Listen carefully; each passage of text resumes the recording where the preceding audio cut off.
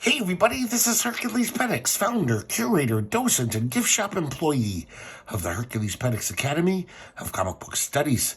Today we're going to continue our look at the cartoon history of the universe by Larry Gonick. We're up to volume 2, Sticks and Stones, The Descent of People. This is the comic that'll take us from anthropology to history as these monkey-like hominids become men and actually start civilization. I love this logo, by the way. This is a sharp looking, the logo is very sharp, even though this cover isn't this kind of Once again, we have the introduction with this Larry Gonick character being kind of funny and introducing us to the comic we're about to read. He also claims that Darwin was right, and I guess the history he's going to tell is from that theory. So here we go, Volume 2, Sticks and Stones. We start off in Africa. This kind of overlaps with some of the stuff we saw last time. The Ramapithecines, a certain kind of ape. They were the first ones to leave the trees and start prancing around the savannas. And because of this, they started to change. It was just by strange fortune, these apes preferred to run upright on their hind legs, which no other animal did, except for the dinosaurs and their descendants, the birds. So, of course, this also led to the interesting thing of what do we do with our hands? The dinosaurs didn't really have hands, even the ones that walked upright. They had they had hands, but they were kind of spindly little things, like they had polio or something.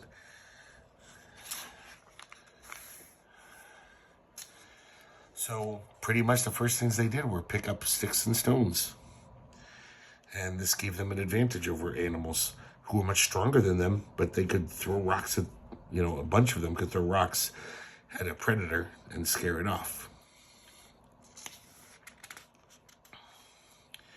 So that's why humans didn't develop horns or claws. We didn't need to. And they talk about all the features that were developed. Feet got arch supports. We developed the buttocks for maintaining upright posture. So our Crumb has these people to thank for his life's obsession. And the hands became better coordinated. So about 3 million years ago, we had 3 different types of ramapiths. 3 different hominids. The Australopithecus robustus, a big vegetarian ape. Homo habilis, our direct ancestor. And the Australopithecus africanus, a smaller version. I love all this, the evolutionary stuff, like how we developed sweat glands, because it was much cooler living in the trees. But once we started walking around on the ground, it was much hotter. So it sounds like even then, the gender roles began. Men ran off to hunt in search of meat, and women gathered vegetables. But the sharing of food at the end of the day, they consider this the basis of human society. This wasn't really done before. One group got one type of food, the other got another type, and then they traded them at the end of the day. And due to this, they needed to cooperate more, which needed more childcare, and this is just one of the first steps from these kind of hominids turning into what we think of as man. And now we see the discovery of sharpening rocks. They couldn't make knives or anything, but they could sharpen the rocks and make them into some kind of stone blade. And that was an amazing development.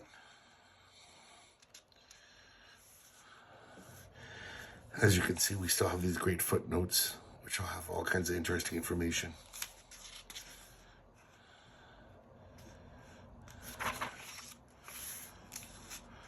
Once again, I really like his cartooning. It's just really fun.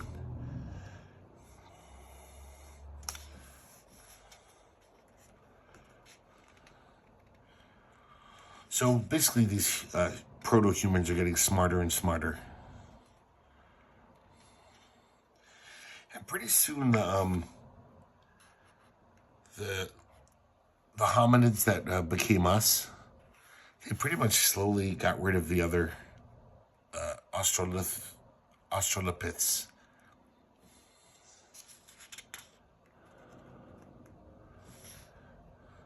So basically Homo erectus.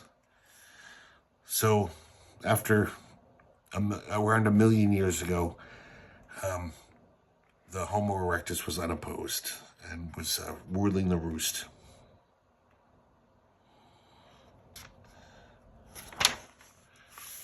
And then begins the Ice Age. In this footnote, he talks about Sasquatches, Bigfoots, and abominable snowmen. Of course, there's really never been evidence for that. And probably due to the Ice Age, man discovers fire. They couldn't have lived without it. So it was either figure out how to use fire or die. Once they mastered fire, they developed even more. They could sharpen their spears. But also there was the campfires at night to keep warm. Everyone's sitting around. And kind of stimulated language. People had to do something. They didn't want to just stare each other in the face. Only humans have devised a symbol system requiring them to consciously name things. Of course, this led to the first lies. We could lie about stuff. Also led to the first jokes. And even more important for our mental development, we could construct sentences which may or may not have anything to do with the real world. Who makes sky? Of course, we'll get back to that later. That's the basis of all religion.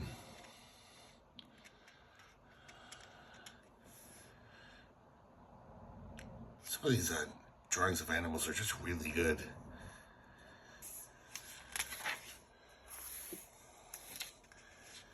He talks about this one ruin in southern France. And basically, from what we know about, I guess this place was like the post holes and retaining stones were there in 1965, and they built the high rise on top of it. Seems kind of like a not cool. This amazing historical treasure. But from this place, they discovered a lot of how these quote-unquote cavemen lived. Of course, in this footnote, he describes the whole thing of cavemen being a misnomer. Many early humans didn't live in caves. It's just that caves preserved things longer.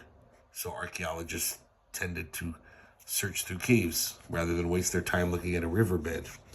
This one, for example, was on the coast of the Mediterranean. And we see just lots of things about how they survive.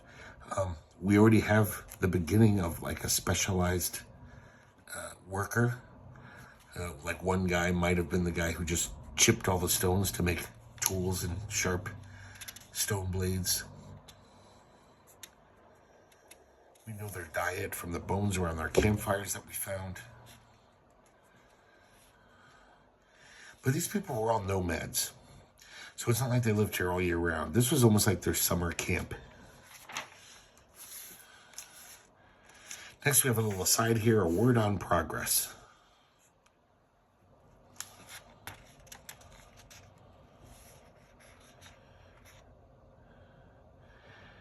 And here, he basically talks about how this kind of nomadic civilization was, you didn't have to work much. Basically, a lot of anthropologists think that Homo erectus basically worked about 4 to 5 hours a day to get his food. And then the rest he just spent dicking around.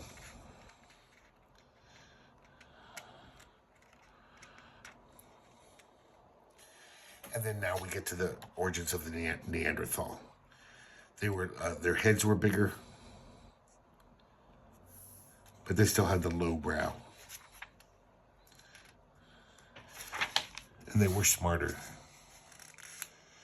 So now the Neanderthals are like kings of the roost. They can bag any animal they want. They could eat mammoth. They advanced stonework. And they already had like Neanderthal magic. They found things that look, show rituals of these people. In one cave, they found 7 bear heads all facing forwards. Obviously some kind of, spiritual thing. It wasn't practical. They found a human skull on a stake and a ring of stones. And even back then, this is when they started burying the dead.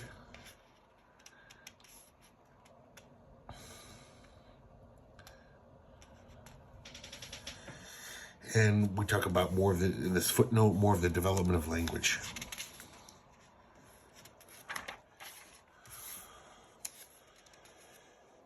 And pretty soon there was babies born that grew up, and their foreheads stayed the same.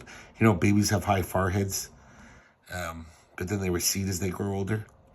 These didn't. So everyone, he makes it seem like everyone would make fun of him, like baby head. But they did breed, and it turns out they were way smarter, the baby heads. And these are the first Cro-Magnon.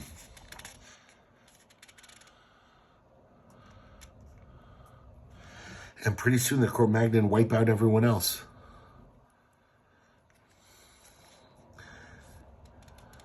They wipe out the Neanderthals. But, for a long time, Neanderthals and Cro-Magnons would meet each other, and they'd exchange gifts. It's easier than killing each other. And sometimes a chief would be like, hey, you can have my daughter to seal the, whatever. And that's why there's still Neanderthal genes in the world today. Some people have more Neanderthal features or characteristics. This is handy. It shows the Cro-Magnon conquest of the world. It all started in Asia, and they spread all throughout Africa and everywhere.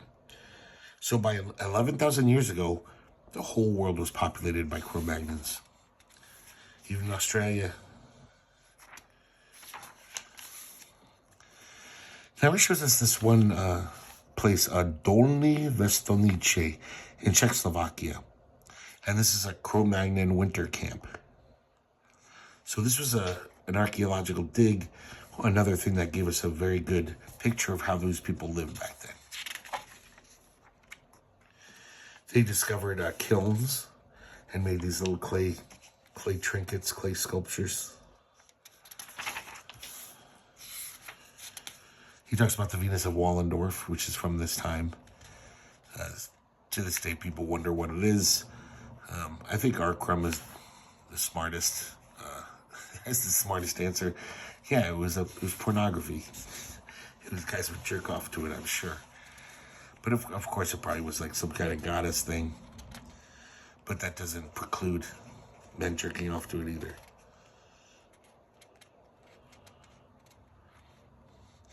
He talks about animism and how these people, believed what they drew were almost alive in a weird way. We see these hunters throwing their spears at these drawings of deer to give themselves good luck in the hunt the next day. The Ice Age ends, which isn't all gravy, causes flooding, brings famine, as hot winds blighted the land. And he talks about the domestication of dogs. The wolves were really hungry, closing in on the humans' campfires. One day, this is the theory, one day a wolf just was really hungry and came up to the campfire like, hey, you got any food for me? And he stuck around, and they became domesticated.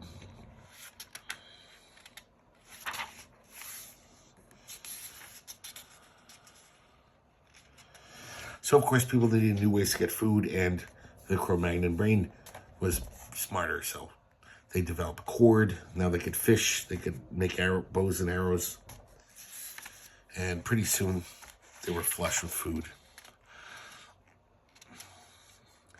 We see now that the world becomes specialized in certain things. In the Americas Pacific Northwest, they eat oysters. In South Africa, they concentrated on fish. In the hills of Western Asia, they became sheep. They lived off sheep.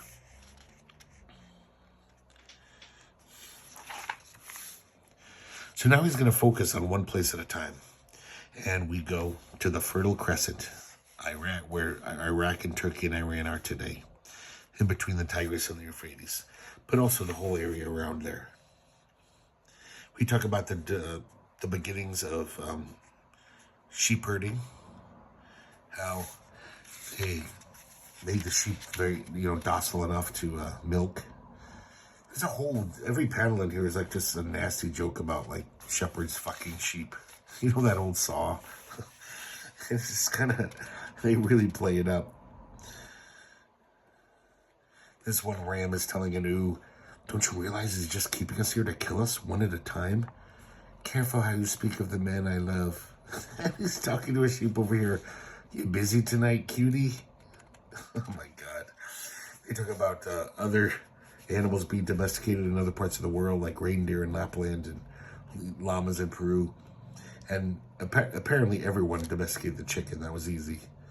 The chicken is saying to this guy, "None of that funny stuff with me, bub." Pretty goofy stuff.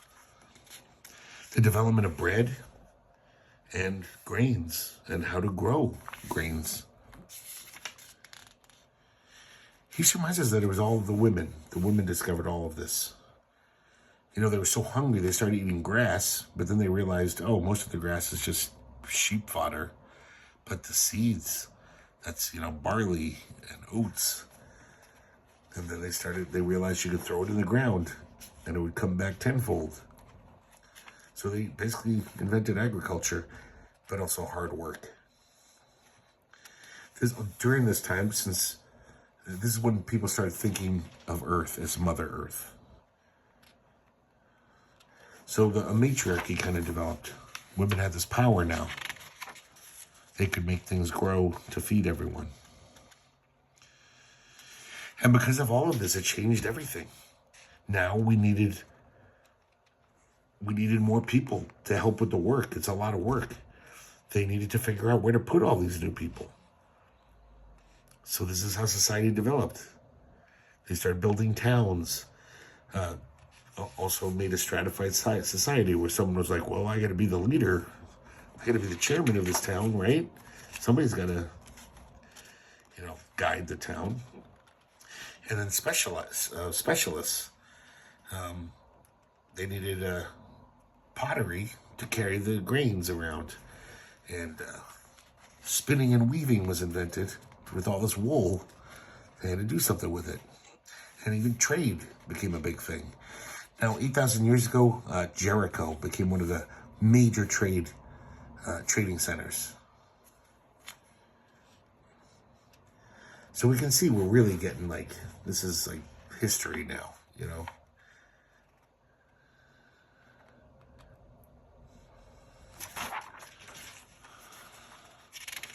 So they call this time the Neolithic Revolution. It means the new Stone Age, basically.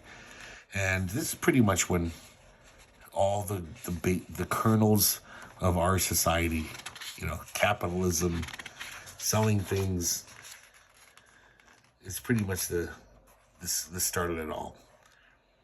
And inventions popped up every day to deal with all this stuff. And around this time, very importantly, they figured out how to make metal. Bronze, for the most part. That's why it's called the Bronze Age. The wheel was invented. They also discovered gold, which was a useless metal. But right off the bat, once people had enough money and they could afford to buy little trinkets, everyone wanted gold. And, of course, hasn't gone away. Next, we have chiefs among men here. And this talks about the matriarchy and how the women kind of controlled the clans.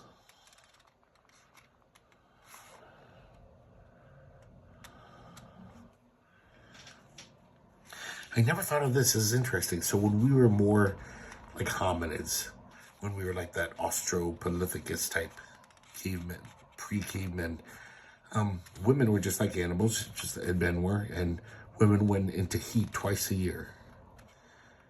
But people apparently needed to breed faster, so women evolved the monthly cycle, which meant that our species could have sex more and be fertile more.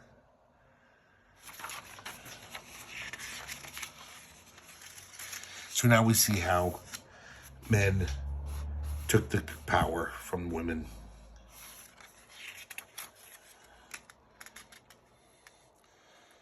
And also with all of this accumulation of wealth, what happened is now people wanted to fight and kill for it. So armies were made to raid sheep herds, and people would take slaves of the people they conquered. It really seems like, he makes it seem like agriculture really fucked up everything.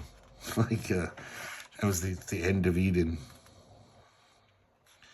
So now we focus on the fertile plains between the Tigris and the Euphrates, the land they called Sumer. They drained the marshes and watered the desert. And this is basically the beginning of civilization as we define it. Around 3300 BC, Sumerians built cities. They ate grain from the fields, watered by vast irrigation networks. Sumerian merchants carried on trade with far-off countries. And then he has just a one page about the discovery of writing.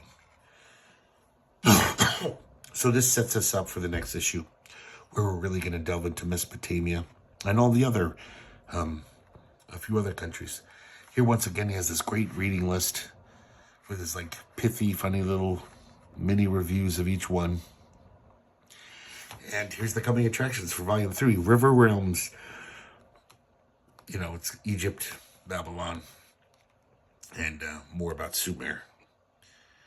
So things are getting interesting now. It's not just anthropology and science and biology. It's real history now. Hope you guys enjoyed looking at this with me today. I know this is a kind of a specialized taste, but I've been reading these since I was a teenager. I love these things, and I'm still charmed by them. Also, I don't have any books like good prehistory books like this. Of course, I could go to Wikipedia or something, but so this is my textbook, my nice textbook for all the old history, and I love them. So thanks for watching, and I hope to see you next time here at the Herculespetix Academy of Comic Book Studies.